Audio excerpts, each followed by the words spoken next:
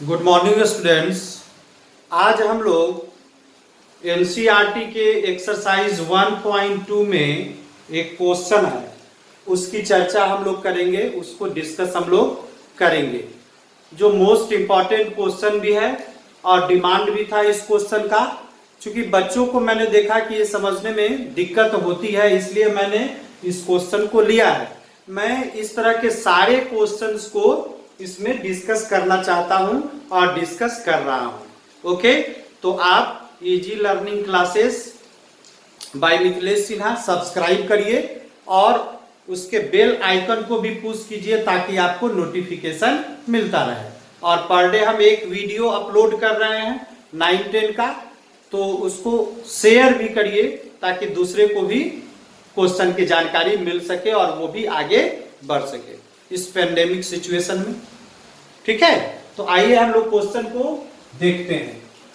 Question है आपका question number 5 है। मैं क्वेश्चन यहाँ पे लिख ही दूंगा ताकि किसी को कोई प्रॉब्लम हो नहीं। एनसीईआरटी का ये क्वेश्चन है। ओके, क्वेश्चन है यहाँ पर चेक वेदर, क्वेश्चन है check whether check whether 6 to the power n can 6 to the power n can end with the digit 0, end with the digit 0. Okay, for any natural number n, for any natural number n, any natural number n. This is the question. ये question है, check whether 6 to the power n can end with the digit 0 for any natural number n. सबसे पहले तो question को समझना आवश्यक है। नहीं, क्वेश्चन को समझना आवश्यक है क्योंकि मैंने देखा है कि क्वेश्चन ही बच्चे नहीं समझ पाते हैं कि क्या कह रहा है। यहां क्वेश्चन क्या है कि 6 to the power n can end with digit 0 for any, यानी कि अगर मान लीजिए कि 6 to the power n, n यहां पर क्या है, n है नेचुरल नंबर, ठीक है ना, n नेचुरल नंबर है। अब यदि n का वैल्यू मान लीजिए कि आप अगर 1 लेते हैं, सपोज कीजिए, तो 6 to the power 1 कितना हो जाएगा, 6 होगा। अच्छा, n इक्वल टू जब 2 आप लीजिएगा तो 6 to the power 2 कितना हो जाएगा, 6 into 6, ये कितना हो जाएगा, 36 हो जाएगा। n का वैल्यू यदि 3 लीजिएगा तो 6 to the power 3 is equal to 6 into 6 into 6, यानी कितना हो जाएगा, 36 into 6 इज इक्वल टू, ये कितना हो जाएगा,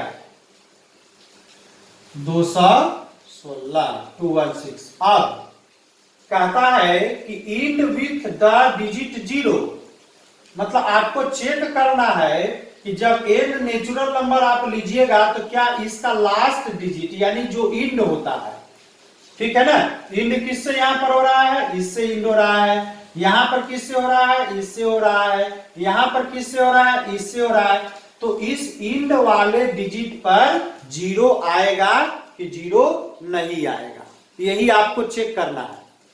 मतलब कहने का मतलब क्या कि 6 को बार बार यदि मल्टीप्लाई कीजिएगा, 1 बार 2 बार 3 बार 4 बार 100 टाइम्स 1000 टाइम्स, तो क्या जो लास्ट वाला डिजिट होगा उस पे 0 आएगा या 0 नहीं आएगा, यही यू हैव टू चेक, यही इसके कहने का मतलब हुआ।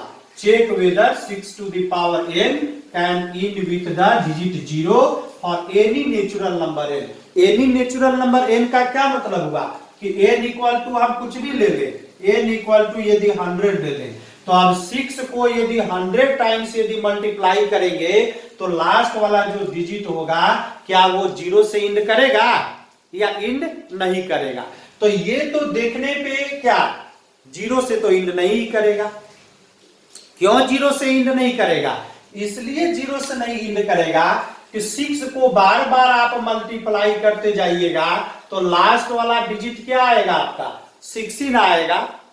36 में 6 से गुना कीजिएगा तो लास्ट वाला डिजिट 6 जाएगा, फिर 6 से मल्टीप्लाई कीजिएगा तो लास्ट वाला डिजिट क्या जाएगा, 6 जाएगा। लेकिन कैसे इसको हम लोग ऑथेंटिक रूप से बोलेंगे या सॉल्व करेंगे, वो चीज यहां पे इंपॉर्टेंट है। तो देखिए मैं बताता हूं आपको, जो आपका रीजन भी एकदम आपको लगेगा कि हाँ ये रीजन सही है। जैसे देखिए सॉल्यूशन अगर हम लोग लें, ठीक है, ये तो आपको पता चल गया होगा कि लास्ट डिजिट यानी इंड जो है वो जीरो से नहीं करेगा। नहीं, बिल्कुल सही बात है। लेकिन कैसे उसको हम लोग क्लैरिफाई करेंगे? अब यहां पर देखिए 6 to the power n can be written 2 into 3 लिख सकते हैं हम लोग n। इसको थोड़ा सा और अगर आगे बढ़ाएं तो 2 to the power n और 3 to the power n, यानी 6 को हम लोग क्या किए, प्राइम फैक्टर के रूप में लिख दिए। अब जब प्राइम फैक्टर के रूप में अगर हम लोग लिख दिए, ठीक है, तो अब एक चीज हमको, तो क्या हो गया, ये 2 to the power n और 3 to the power n हो गया। अब हमको यदि एक बात ये बताइए कि कोई भी यदि डिजिट लिखा हुआ है और उसमें यदि 2 और 5 के फैक्टर में है, प्राइम फैक्टर में, तभी न जाकर के ये लास्ट में यहां पर जीरो मिलेगा। अगर मान लीजिए या 2 नहीं है या 5 नहीं है तो कभी भी ये जीरो आएगा, जीरो नहीं आएगा, नहीं आएगा ना। तो यहां पर भी वही रीजन हमको देना होगा कि when we write 6 into the prime factor then 2 and 5 both are not available here। both are not available इस मतलब कि दोनों साथ साथ यहां पर नहीं है। अगर 2 है तो 5 नहीं है ना। यदि 5 रहता कोई दूसरा अगर लेते, अगर 2 नहीं रहता तो भी बात वो सही रहती। तो यहां पर लिखना होगा कि when we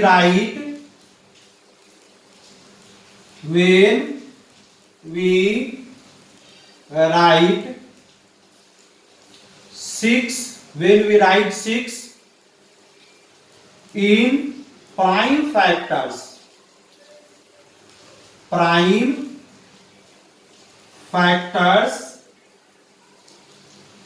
then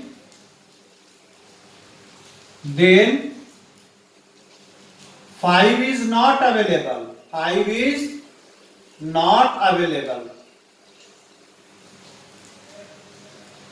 है ना। when we write 6 in prime factors then 5 is not available in prime factors, ठीक है। then it will